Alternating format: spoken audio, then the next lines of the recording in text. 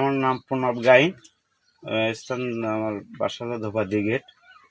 আমরা অভিযোগটা পরিতোষ বর্মনের নামে এই মর্মে দিয়েছি যে আমাদের কৃষকরা তার কাছে হয়নি, দ্রব্যমূল্য সে সরকারি রেট ছাড়া বেশি নেয় এবং প্রত্যেকটা দ্রব্যমূল্য তার কাছে বেশি।